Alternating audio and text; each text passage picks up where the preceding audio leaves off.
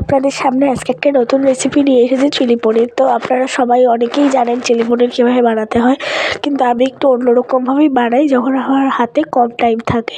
তো নর্মালভাবেই বানিয়ে ফেলি। প্রথমে পনিরগুলো সাইজ মতো কেটে তার মধ্যে কর্নফ্লাওয়ার আর দেবেন হলো গোলমরিচ দিয়ে ভালোভাবে মাখিয়ে 5 মিনিট রাখবেন। তারপরে কড়াইয়ে তেল গরম হলে সেই তেলের মধ্যে পনিরগুলো ভেজে উঠিয়ে দেবেন। সেই একই তেলে দুটো তেজপাতা, গোটা গরম মশলা, গোটা গোলমরিচ আর হিং, অল্প হিং দিয়ে ভালো করে নাড়াচাড়া করবেন। নাড়াচাড়া করার পর ওর মধ্যেই জিরে আদা বাটা দেবেন। জিরে আদা বাটা দিয়ে আবার একটু নাড়াচাড়া করার পর ওর মধ্যে টমেটোগুলো ছেড়ে দেবেন।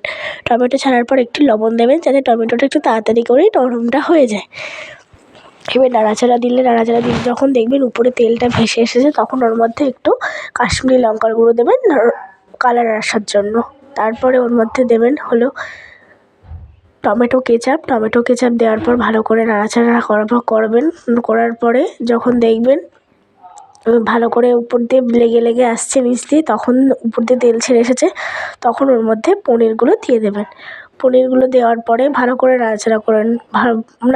তারপরে হলুদ দেবেন। হলুদ দেওয়ার পরে পনিরগুলো দেবেন। পনিরগুলো ভালোভাবে নাড়াচাড়া করে ওর মধ্যেই পনিরগুলো দেওয়া হয়ে গেলে ওর মধ্যে পনিরগুলো 5-6 মিনিট ভালো করে নাড়াচাড়া করবেন। নাড়াচাড়া দেওয়ার পরে ওর মধ্যে আবার অল্প করে টমেটো কেচাপটা দেবেন। টমেটো কেচাপ দিয়ে আবার কিছুক্ষণ নাড়াচাড়া করবেন।